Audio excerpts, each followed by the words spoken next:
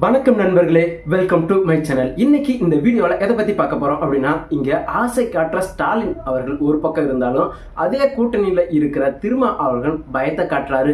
அவர் என்ன சொன்னார் அப்படிங்கிற அந்த ஒரு தகவலையும் அதையும் தாண்டி இங்கே நேற்று விஜயோட ஒரு சிங்கிள் ட்ராக் வெளியானுச்சு.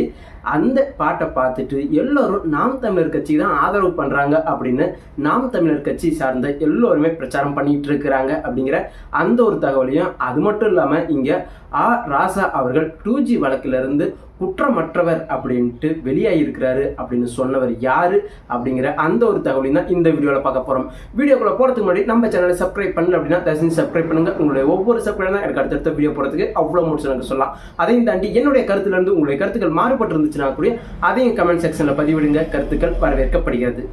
முதல்ல இங்கே ஸ்டாலின் அவர்கள் என்ன ஆசை வார்த்தை சொன்னார் அப்படின்னு பார்த்தலாம். ஏன் அப்படின்னா, இங்கே மறுபடியும் நாங்களே ஆட்சிக்கு வந்தோம் அப்படின்னா பெட்ரோல் டீசல் விலையிலிருந்து எல்லாத்தையும் குறைப்போம், கேஸ் விலையை குறைப்போம் அப்படின்ட்டு அவரு உள்ள அறிக்கை எல்லாமே பார்த்தீங்கன்னா இலவசம் சார்ந்ததாகவும், அதையும் தாண்டி ஆசையை தூண்டுற மாதிரியான, சரி ஓகே எல்லாமே தள்ளுபடி பண்ணுவாங்க, இலவசமாக கொடுப்பாங்க அப்படிங்கிற மாதிரியான வாக்குறுதிகள் தான் ஸ்டாலின் அவர்கள் தர்றாங்க. ஆனால் இதுக்கு நேர் எதிராக இன்னொரு விஷயம் பண்ணிட்டு இருக்கிறாரு திருமாவளவன் அவர்கள். என்ன அவர் பண்ணாருன்னா, இங்கே மறுபடியும் பிஜேபி வந்துச்சு அப்படின்னா கண்டிப்பாக இங்கே இந்த குரான் புக்கோ இல்லை பைபிளோ எல்லாமே எரிக்கிற அளவுக்கு கொண்டுட்டு போயிடுவாங்க. இன்னும் சொல்லப்போனால் இன்னும் சிறுபான்மையினர் ரொம்பவே அடக்குமுறைக்கு உள்ளாக்கப்படுவாங்க அப்படிங்கிற அந்த ஒரு தகவலை திருமாவளவன் அவர்கள் அவருடைய பிரச்சாரமாக பண்ணிட்டு இருக்கிறாரு. ஏன் அப்படின்னா, இங்கே ஒருத்தனுக்கு ஆசை வார்த்தை சொல்றதையும் தாண்டி இங்கே பயமுறுத்துனா இன்னும் அவனுடைய பயம் அதிகமாகி அது நமக்கு ரொம்ப சப்போர்ட்டாக வரும். ஆசை வார்த்தை கூட மிஸ் ஆகாத வாய்ப்பு இருக்குது. ஆனால் ஒருத்தனை பயமுறுத்தணும் அப்படின்னா கண்டிப்பாக அவன் பயப்படுவான். ஒரு சின்ன விஷயம் வந்து மனசில் ஸ்பார்க் ஆகும்.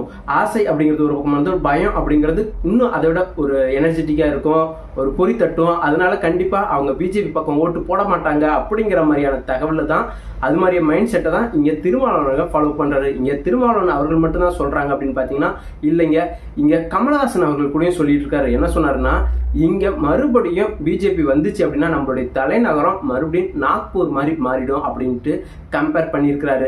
ஏன் அப்படின்னா, இங்கே நாக்பூரில் நடக்கிற மத சண்டையாக இருக்கட்டும், இல்லை வேலைவாய்ப்பு இல்லாமல் வடக்கனில் இருக்கிற எல்லாருமே இங்கே வரதா இருக்கட்டும், இது மாதிரி பல சூழல்கள் இங்கே தமிழ்நாட்டிலையும் நடைபெறும். அதனால பிஜேபிக்கு ஓட்டு போடாம இந்தியா கூட்டணிக்கு வாக்களிங்க அப்படின்ட்டு தான் இங்க கமலஹாசன் அவர்களும் வாக்கு சேகரிச்சிட்டு இருக்கிறாரு. இப்படி ஒரு பக்கம் போயிட்டு இருக்கிறப்ப நேத்து விஜயோட ஒரு சாங் ரிலீஸ் ஆயிருக்கு. அந்த சாங்ல இங்க நாம் தமிழர் கட்சிக்கு சார்பா ஆதரவா ஏதாச்சும் சொன்னாரா அப்படின்னு பாத்தீங்கன்னா அப்படிலாம் எதுவும் சொன்ன மாதிரிலாம் தெரியல. ஆனா அதுல இருந்து மைக்கி அப்படிங்கிற ஒரே ஒரு கிளிப் வந்துருச்சு. ஸோ அந்த ஒரு விஷயத்தை வச்சுக்கிட்டு இங்க விஜய் அவர்கள் நாம் தமிழர் கட்சிக்கு சப்போர்ட் பண்றாரு அப்படின்ட்டு அதாவது நாம் தமிழர் கட்சி சார்பா இருக்கிற எல்லா யூடியூப் தளங்கள்லயும் வெளியாயிட்டு இருக்கு அப்படின்னே சொல்லலாம். அவருடைய அரசியலுக்கு கூட இருக்கலாம் இல்லையா, அப்படி பார்க்காம இங்க எல்லாருமே எப்படி பாக்குறாங்க அப்படின்னா கண்டிப்பா இது நாம் தமிழர் கட்சி தான் அப்படின்ட்டு அவங்களுடைய ட்ராக்கையே அப்படியே திருப்பி விட்டுறாங்கன்னு சொல்லலாம்.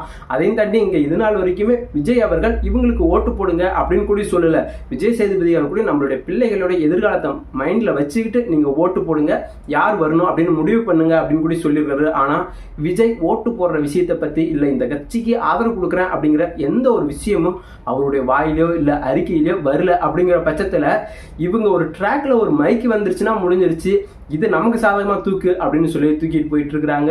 ஸோ இதெல்லாம் நீங்களும் பார்த்துட்டு இருப்பீங்கன்னு நினைக்கிறேன். இது எந்த அளவுக்கு சரி தப்பு அப்படின்லாம் இல்லை, பட் நமக்கு கிடைக்கிற இடத்தெல்லாம் கோல் அடிப்போம் அப்படின்னு சொல்லி நாம் தமிழர் கட்சிக்காரங்க ஒரு பக்கம் பண்ணிட்டு இருக்கிறாங்க. சரி ஓகே, இப்படி இந்த பக்கம் போயிட்டு இருக்கிறப்ப 2G வழக்குல கைதான ராசா அவர்கள் குற்றமற்றவர் அப்படின்ட்டு தான் மேல பழி சுமத்தின பழியை வந்து நீக்கிட்டு இங்க வந்திருக்கிறாரு, குற்றமற்றவரா இருக்கிறாரு அப்படின்னு சொன்னது யாருன்னு பாத்தீங்கன்னா இங்க உதயநிதி அவர்கள் தான். ராசாவுக்காக இங்க உதயநிதி பிரச்சாரம் பண்றப்பதான் இந்த ஒரு தகவலையும் செஞ்சிருக்கிறாருங்க. அதையும் தாண்டி அவருடைய ஆடியோ, அதாவது ராசா அவருடைய ஆடியோலாம் பயங்கரமா ரிலீஸ் ஆயிட்டு இருந்தது. அது எல்லாருமே பார்த்திருப்போம். அப்படி இருக்கும் பட்சத்துல ஸோ இது மாதிரி ஒரு விஷயம் நடக்குது, அது எந்த அளவுக்கு சரி இல்லை அப்படிங்கிறது எல்லாத்தையும் அவங்களே கொஞ்சம் ஆலோசிச்சிங்க. ஏன் அப்படின்னா நான் கூட இதுல வந்து என்னுடைய கருத்தை தான் வைக்க முடியுமே தவிர இதுதான் உண்மை அப்படின்னு சொல்லிட முடியாது. அப்படி இருக்கும் பட்சத்துல நீங்க உங்களுடைய கருத்து என்ன அப்படிங்கிறதையும் நம்மளுடைய கமெண்ட் செக்ஷன்ல பதிவிடுங்க. அது மட்டும் இல்ல, இங்க அண்ணாமனுடைய போனை வந்து ஒட்டு கேட்கறாங்க. இது மாதிரி நடந்துச்சு அப்படின்னா தெலுங்கானாவில் என்ன நடந்துச்சோ அதே விஷயம் இங்க தமிழ்நாட்டில் இருக்கிற போலீஸ்களுக்கும் நடக்கும். ஏன் அப்படின்னா அங்க தெலுங்கானாவில் நடந்த அந்த ஒரு இஷ்யூ பெரிய இஷ்யூ ஆனிச்சு அப்படிங்கிறது எல்லாத்துக்குமே தெரியும். இங்க ஒரு சார்பா இருக்கிறவங்களுக்கு போனை ஒட்டிக்கிட்டு அவங்களுடைய ட்ராக் பண்றது அப்படிங்கிற விஷயம் தான் இங்க அண்ணாமலைக்கு நடக்குது அப்படின்னு மிகப்பெரிய குற்றச்சாட்டு வைக்கிறாரு. அது மட்டும் இல்லாம இங்க சிபிஐல இருந்து பண்ணது எல்லாத்தையுமே அங்க வந்து அரெஸ்ட் பண்ணியிருக்காங்க, தண்டனை வாங்கி கொடுத்துருக்காங்க அப்படிங்கிறது முக்கியமான விஷயம்.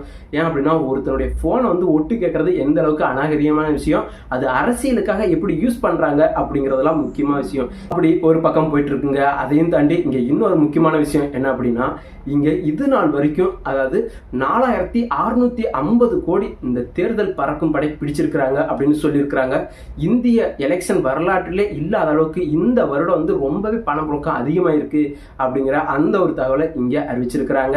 அதையும் தாண்டி இங்க இன்னும் எத்தனை நாள் எலெக்ஷன் பிரச்சாரம் தொடரும் அப்படின்னு பார்த்தீங்கன்னா ஏப்ரல் 17 மாலை 6 மணியோட இந்த எலெக்ஷன் பிரச்சாரம் அப்படிங்கிறது முடிவுக்கு வருது.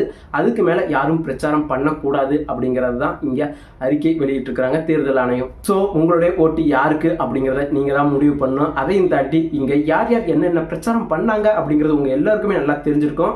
அப்படி இருக்கும் பட்சத்துல நம்ம யாருக்கு வாக்களிச்சா நம்மளுடைய எதிர்காலம் நல்லா இருக்கும் அப்படிங்கிறத சிந்திச்சு செயல்படுவீங்க அப்படின்னு நான் நம்புறேன். ஸோ என்னுடைய இந்த பதிவு உங்களுக்கு பிடித்திருந்துச்சு அப்படின்னா மறக்காம லைக் பண்ணுங்க, ஷேர் பண்ணுங்க, முக்கியமா நம்ம சேனலை சப்ஸ்கிரைப் பண்ணுங்க.